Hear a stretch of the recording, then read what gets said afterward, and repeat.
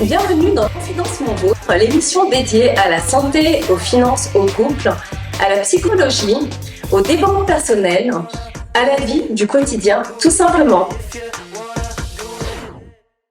Confidence Mon Vôtre, c'est vraiment une émission qui est dédiée à la famille, à l'amour, puisque nous allons parler de couple, nous allons parler, donc j'ai dit la famille, nous allons parler nous allons parler des amis, et nous allons parler vraiment de la vie, du quotidien, avec, comme on dit, voir le verre à moitié plein et voir le verre à moitié vide.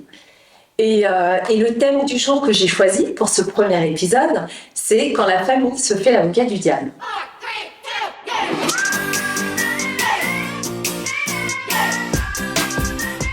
Et je suis vraiment contente de vous avoir à mes côtés.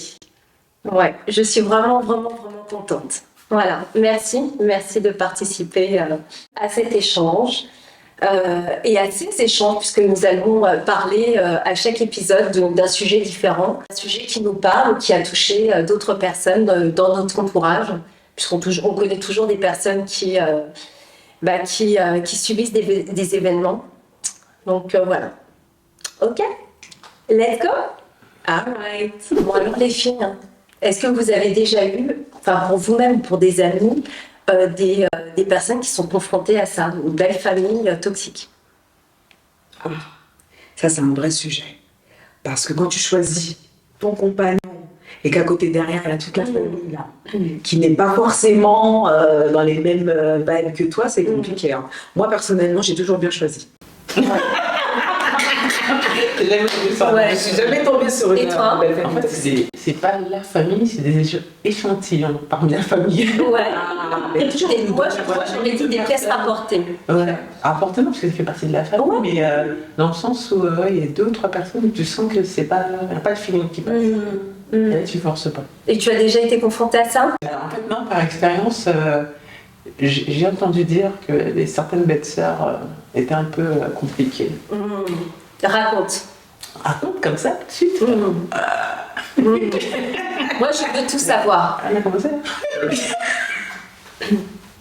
Moi, je veux tout savoir parce que les gens nous écoutent quand même. Raconte. Non, mais c'est important, les gens nous écoutent. Il y a des gens qui ont besoin de savoir justement comment pouvoir remédier un peu au problème.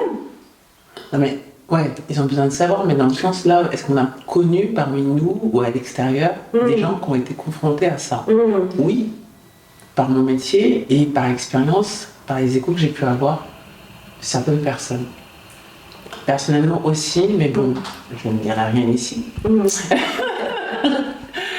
Donc, oui, ça va dépendre en fait. Ça va dépendre des situations, mais ces personnes sont nuisibles au quotidien, quand on est concentré sur eux. Moi, j'ai une amie, et c'est terrible pour elle. Parce qu'en fait, elle sort récemment avec une personne, et sa belle famille...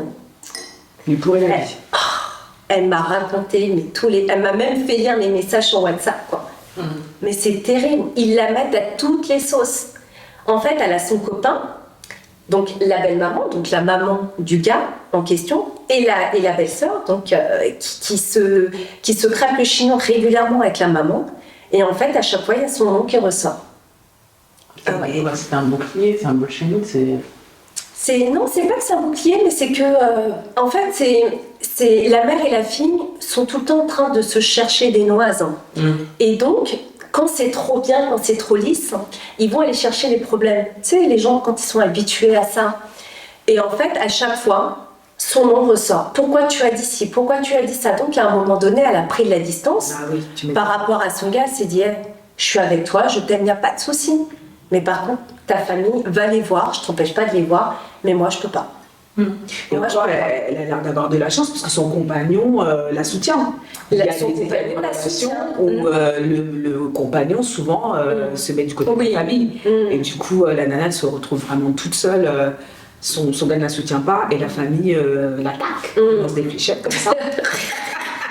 C'est compliqué. Non, mais elle me racontait et en fait, elle a perdu énormément de poids. Ouais, elle déprime. Ouais. Mais complètement. Ça l'a stressé complètement. Ça l'a complètement stressée parce qu'au début, elle ne savait pas trop comment faire. Elle était là en train de se dire, mais attends, mais je comprends pas. Ça parle d'argent. Mais on la met dans les histoires alors qu'à la base, elle n'était même pas au courant.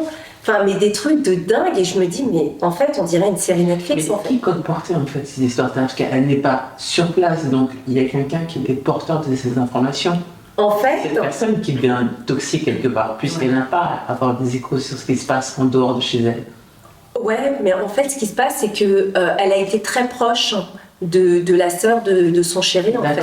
Elle a été très très proche. Et c'est comme ça que ça a commencé à s'envenimer, puisque après, elle a connu la maman de sa voisine. Et donc, en fait, ça fait un petit cercle amical, en fait, comme ça. Et puis, après, au fur et à mesure, c'était avec un tel, donc je ne citerai pas son nom, mais avec un tel, je comprends pas, vous avez parlé de ceci, vous avez parlé de cela, je comprends pas pourquoi mon nom y ressort. Et en fait, comme elle disait à son chéri, c'est mais toi-même t'es au courant en fait, je t'en ai parlé. Et c'est pas des trucs de dingue, hein, mais c'est que c'est revisité et ils mettent ça à leur sauce. Alors, moi, je vais me poser la question, est-ce que c'est vraiment ça, être toxique? Là, je pense qu'il y a une confusion. Puisque, en fait, ce sont que des non-dits qui reviennent vers elle, mais ce ne sont pas des personnes qui l'utilisent. Parce que qu'est-ce qu'on entend par une famille toxique ou une belle famille toxique ou des personnes toxiques? Est-ce qu'on a la même définition? Parce que pour moi, il faut être confronté à ces personnes, et ces personnes, elles peuvent nous nuire, mais sans colporter des choses sur nous. C'est pas leur intérêt en fait. Elles t'utilisent. Donc là, on l'utilise pas. C'est entre deux personnes, la mère et la belle-sœur qui crêpent le chignon et qui vont sortir son prénom, ce que je comprends de ce que tu dis. Mais elle-même n'est pas confrontée. Elle, son problème, c'est que son nom ressort. Son nom ressort. Donc, c'est pas le rapport toxique, il l'est pas en fait. C'est des gens qui sont. En fait, justement, pour reprendre ce que tu viens de dire, c'est qu'effectivement, on utilise la personne. Et c'est elle qui est utilisée pour pouvoir. En fait, c'est la balle de ping-pong. Tu vois, pour que la mère, parce qu'il nous faut un exemple concret. Le problème, c'est que je ne peux pas donner son nom à ça, tu vois. Non, mais c'est ce qu'elle a ressenti, c'est-à-dire qu'elle a dit ça. Bien évidemment. Mais moi, je dirais qu'il faut faire attention à l'exploitation du terme toxique, parce qu'en ce moment, c'est clair. Bien sûr, là, c'est comme le pervers narcissique, mais ça, c'est encore un autre sujet. Exactement. Et pour moi, c'est pas forcément être toxique, ça. C'est comme une cour de récré et on parle toujours de toi parce qu'on fait référence à toi. Maintenant, pour moi, une personne toxique, c'est une personne où il y aura une codépendance. Elle n'est pas codépendante de sa belle-mère ou de sa belle-sœur. Donc il n'y a pas ce lien-là. Donc pour moi, c'est pas une relation toxique. C'est pas ce qu'on pourrait appeler une relation toxique. Elle l'a mal vécu, certes, mais il y a quand même un écart entre une famille toxique avec laquelle on est amené à avoir un lien familial, où il y a une codépendance qui est là, émotionnelle. Et ces personnes, on ne peut pas s'empêcher de dire oui à tout ce qu'ils demandent. C'est pas le cas pour elle. Non, c'est pas le cas. Là, c'est plus on utilise, son nom est prétexté pour chaque situation. C'est ça. Donc pour moi, il y a une confusion entre famille toxique. Excusez-moi, mais non, mais c'est pour moi, bien. c'est bien pour éclaircir ça. C'est bien. Lui, c'est pas une relation toxique. Mais une relation toxique, elle serait reportée plutôt par rapport à son conjoint avec lequel elle vit. Et lui sera amené à lui demander des choses ou s'appuyer sur elle par rapport à ce qu'il vit de sa famille. Donc elle viendrait en ressources et du coup c'est peut-être une situation qui l'épuiserait à la longue puisqu'elle ne pourrait pas dire non et elle l'affecte. Bien sûr. Alors que là c'est que des ragots, des embrouilles entre familles. La relation toxique, elle peut se porter entre la mère et sa belle-sœur, la mère et la fille. Comment ça se fait? Qu'est-ce qui se passe? Elles ont besoin d'avoir un témoin, elles ont besoin d'avoir quelque chose pour effectivement ouvrir cette relation-là. Mais ta copine, pour moi, elle n'est pas victime d'une famille toxique. Peut-être que cette famille, elle ne la supporte pas, certes, mais pour moi, c'est pas une relation toxique, ça. Après, c'est dommage qu'elle soit pas là pour pouvoir. Pour pouvoir argumenter. Mais ça pourra faire l'objet peut-être d'une autre. Peut-être, effectivement. Mais vous m'avez fait penser à quelque chose par rapport au fait que est-ce que c'est toxique ou est-ce que ça ne l'est pas. C'est pas un exemple précis, je ne vais pas vous donner des noms comme on a dit. Mais en revanche, ça arrive plusieurs fois dans des échanges avec des amis que la toxicité justement de la famille soit au niveau culturel. Donc ça veut dire que, je prends un exemple, on peut switcher, le compagnon est blanc, la femme est noire, et Et la famille fait des blagues un peu lourdos sur le fait les noirs ceci, les noirs cela. Ou bien un exemple lié à la religion. La grand-mère garde l'enfant, elle lui fait manger du porc. Des choses comme ça. Ça, moi, je considère que c'est toxique. Surtout quand, effectivement, tout le monde sait que l'enfant ne mange pas de porc par rapport à la religion d'un des parents, parce que des fois, les parents ne sont pas forcément musulmans. Les deux parents ne sont pas forcément musulmans. Elle est obligée d'être toujours en contact avec ces personnes-là parce qu'elle a besoin de la codépendance. D'où la codépendance, et donc, du coup, quand même ton enfant chez la grand-mère, mais t'as un petit peu les chocs. Bien sûr. Et quand l'enfant est petit, ça se sait pas trop, elle fait une petite purée. Purée jambon là. Mais quand l'enfant grandit, alors maman, j'ai mangé des saucissons. D'accord, aucun respect. Et je dirais même plus pour cette histoire de faire manger du porc à l'enfant. C'est la grand-mère même qui a, dans une conversation l'air de rien, dit ah oui, on a mangé ça. Elle confronte. Elle confronte, mais sans vraiment subtilement, d'une manière très subtile. Et ça, quand tu n'es pas préparé, comment tu fais pour ne pas griffer le visage de la grand-mère? C'est ça le problème. Il y a un pouvoir, c'est-à-dire que la grand-mère, elle est dominante, elle lui fait comprendre qu'elle a le dernier mot. C'est ça. Et que si elle a un problème, subtilement. C'est ça. Et c'est surtout qu'en plus, c'est ça. Et surtout que la belle-mère sait très bien qu'elle a besoin d'elle.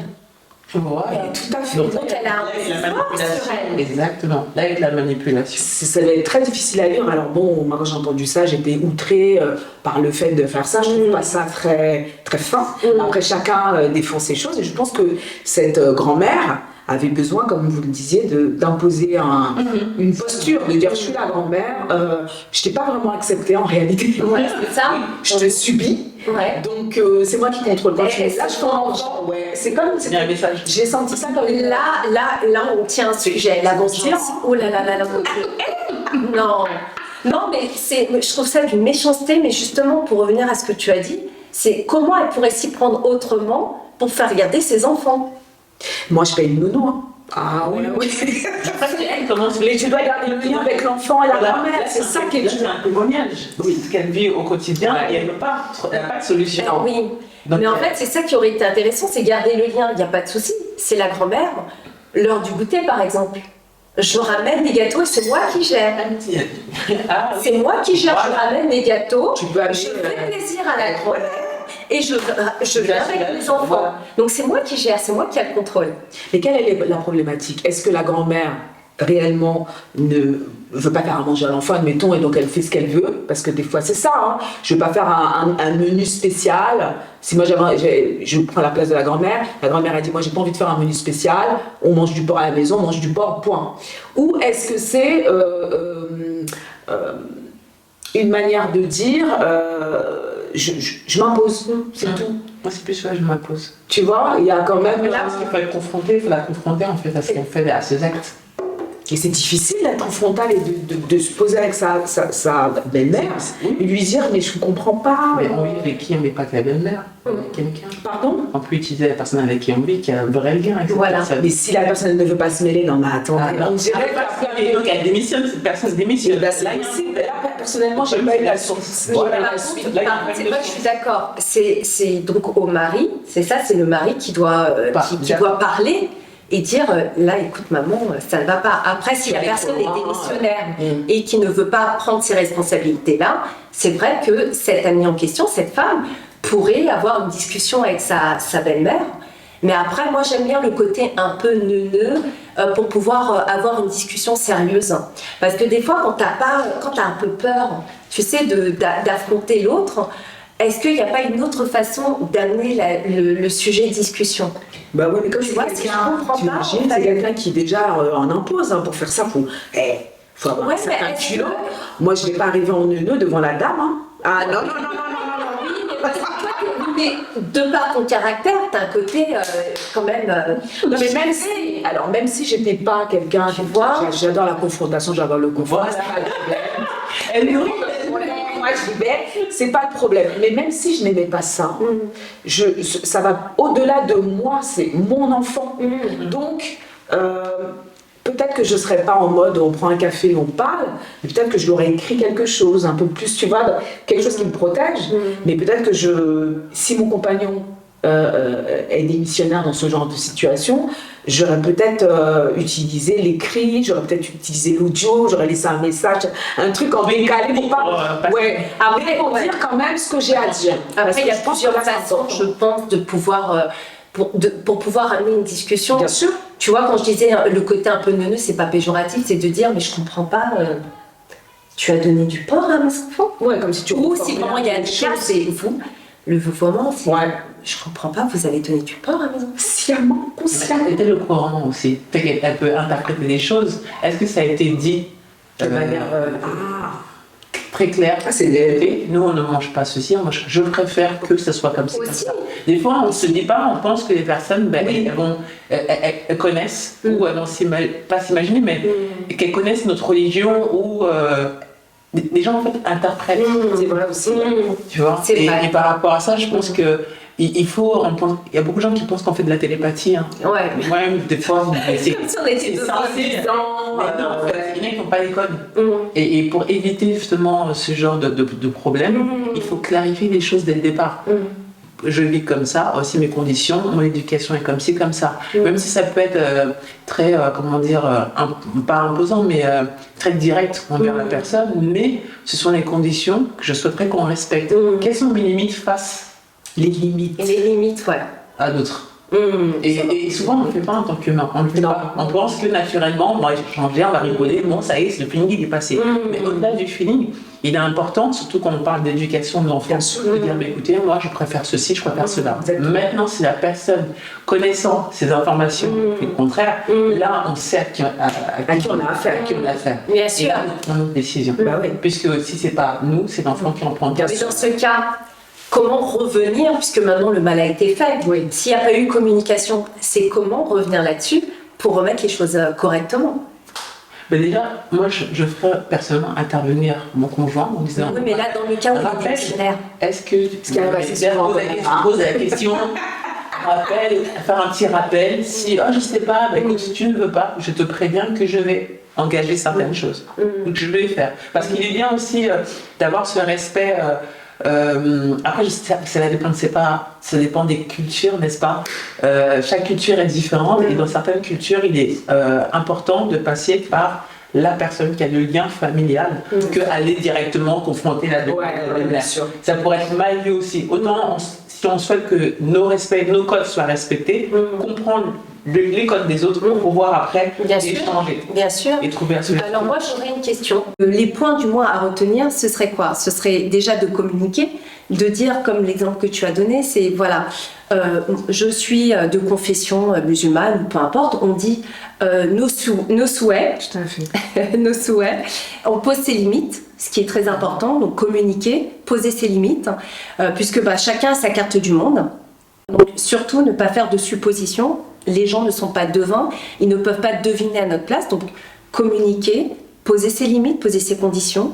Et puis ensuite, si on a affaire à une famille toxique ou à des amis toxiques ou peu importe, là c'est un autre sujet. Donc nous allons prendre le temps de répondre à quelques questions. Des questions de qui? Des questions des internautes. Ah oui. Ça peut être sympa d'avoir leur point de vue sur notre fameux débat. Eh bien oui. Et notre façon de penser. Et notre façon de penser, exactement, puisqu'on pense tous de manière différente. Tout à fait. Exactement. Allez, let's go. Let's go.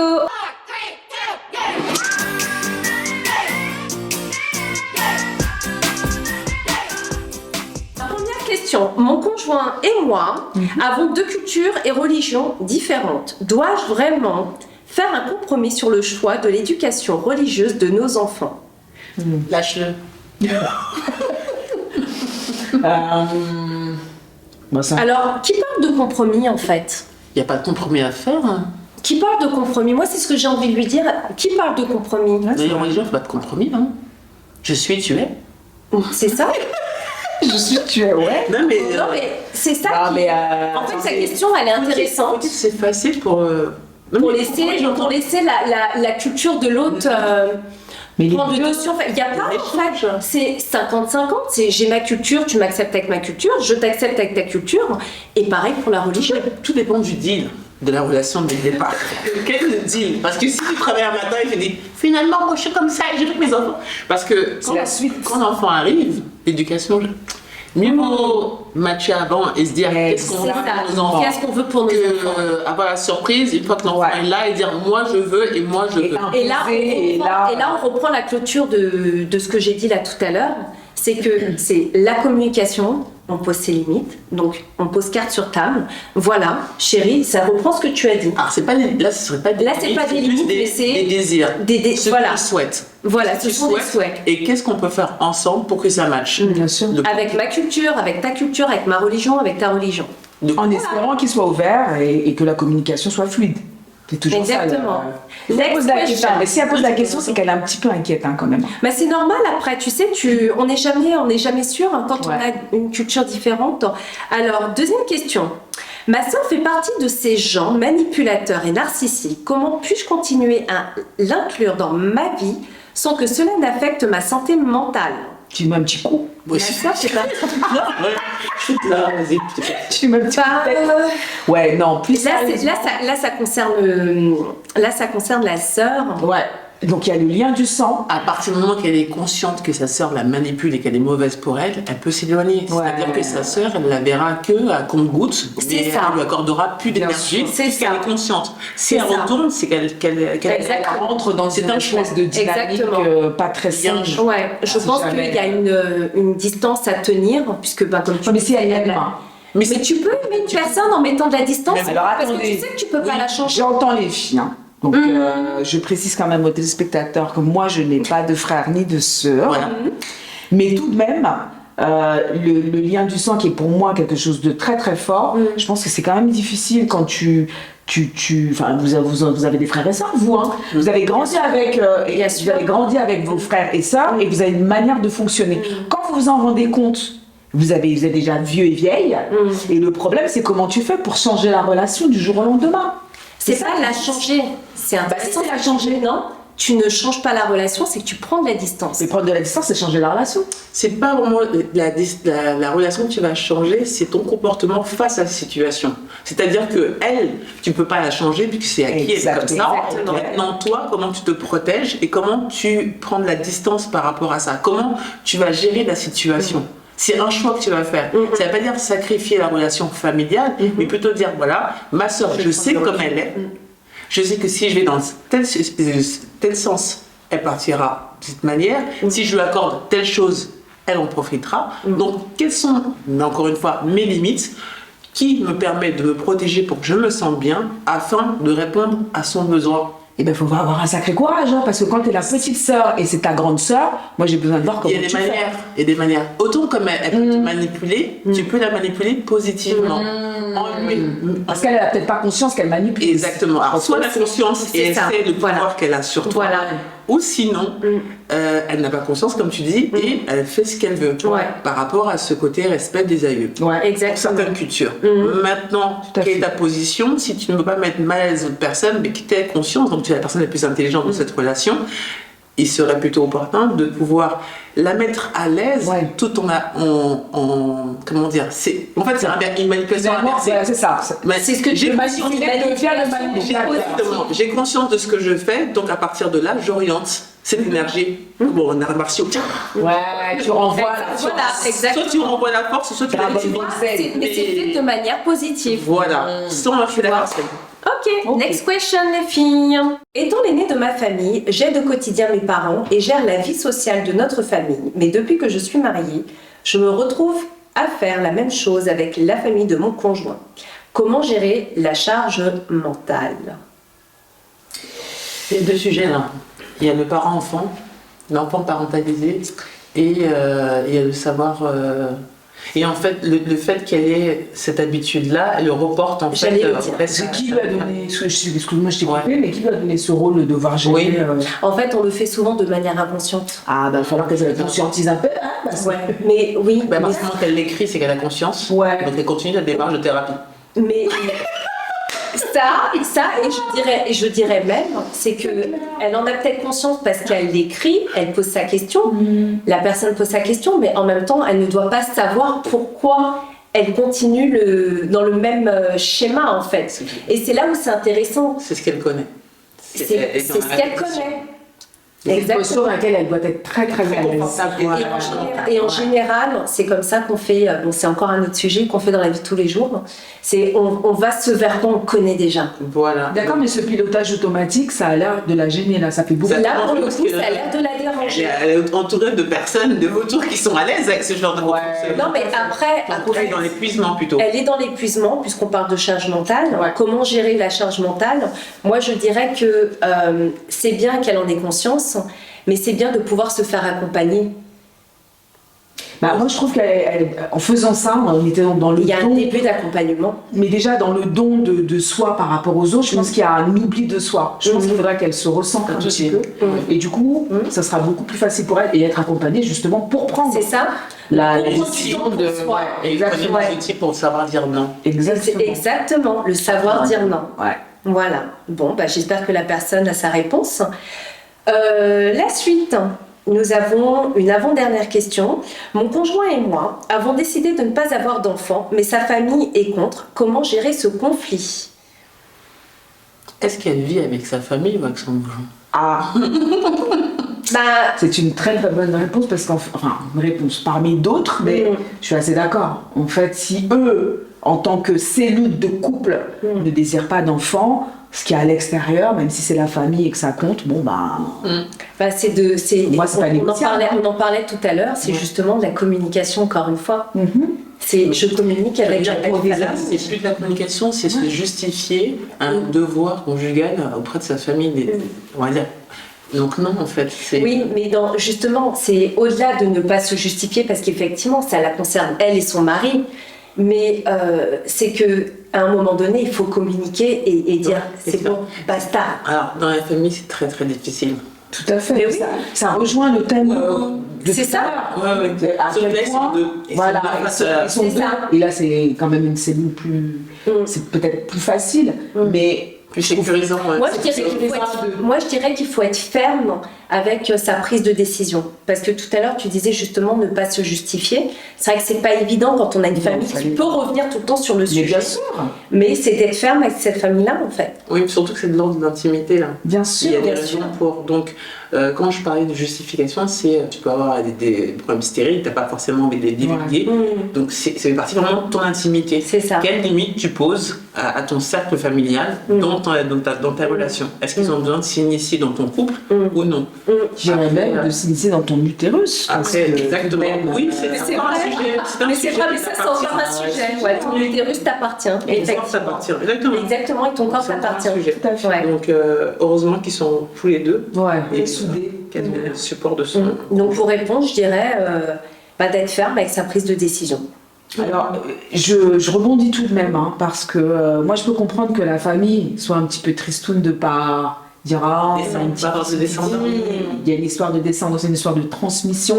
Je pense qu'il y a tous ces éléments-là qui se mélangent, et je pense que c'est aussi faire le deuil de quelque chose qu'ils auraient souhaité, et qui projettent sur ce couple.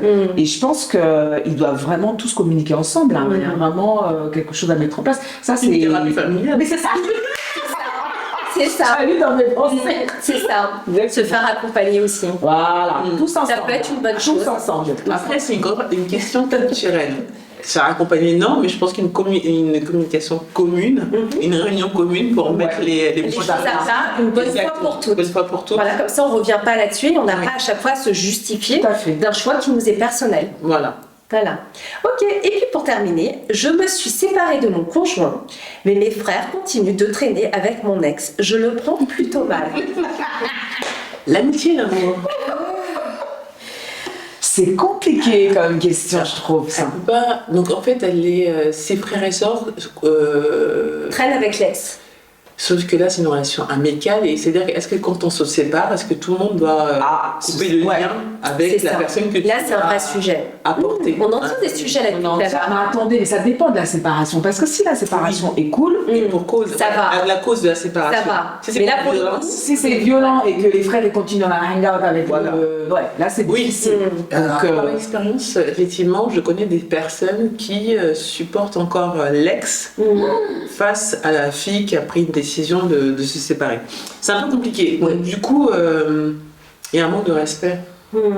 Et il est intéressant, comme tu disais, de voir la cause, de connaître les causes. Si c'est juste une rupture à l'amiable, ça va. Mais si c'est une cause de violence ou d'actes infâmes. Il nous manque des éléments sur cette question. Je on va pense. vraiment apporter. Je pense. Mais si elle le vit plutôt mal, non, c'est vrai que le sujet est intéressant, la question est plutôt intéressante, mais il manque des éléments, on n'a pas les tenants, les aboutissants. Exactement. Parce qu'elle le prend mal. Est-ce que c'est l'ego qui parle? C'est terminé, moi j'étais hyper amoureuse, et puis finalement. Une personne qu'on a inclus dans la famille, on a imposé dans la famille. C'est pareil pour les amis en fait. Que ce soit famille ou amis, est-ce que les amis ou la famille doivent interrompre leur relation avec un ex? Je seule sais que je me suis retrouvée dans ce genre de configuration. Une discussion. Voilà. Exactement.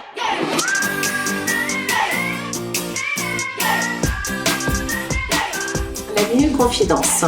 Concernant les relations toxiques, je vais revenir sur la dernière question qui a été posée par une personne. C'était comment rester... C'était quoi? C'était est-ce qu'on doit rester amis? La famille doit rester amie avec l'ex. Je connais une personne qui est dans ce cas-là. En tout cas, pour ma part, je suis amie avec l'ex de mon frère. Je sais que ça pose un problème. Mais en même temps, je m'entends très très bien avec elle. Et comme j'ai posé mes conditions aussi, c'est que je ne suis ni pour l'un ni pour l'autre. Et j'ai plaisir à l'écouter, mais je ne me mêle pas de sa relation. Voilà. Mes conseils, en tout cas, et pour l'un et pour l'autre, c'est de toujours communiquer. C'est quand ça ne va pas, c'est communiquer entre vous. Voilà. J'entends parfois qu'il y a des choses que personnellement je n'aurais pas acceptées, que j'aurais fait complètement différemment d'elle, mais encore une fois, elle voit les choses de sa façon, c'est elle qui vit sa relation. Et c'est elle qui a ses propres sentiments. Mais voilà, j'ai plaisir à l'écouter et toujours à la guider dans la communication, prendre du temps pour soi et voilà. Je vous remercie d'avoir suivi cet épisode, ce premier épisode. Merci à toutes les personnes qui ont posé les questions. Merci les filles d'y avoir participé. Le prochain épisode, ce sera la représentation de soi. Peut-on se suffire à soi-même? Si vous avez des questions, n'hésitez pas. Pensez à liker, partager et bien évidemment à vous abonner. À bientôt. Bye bye.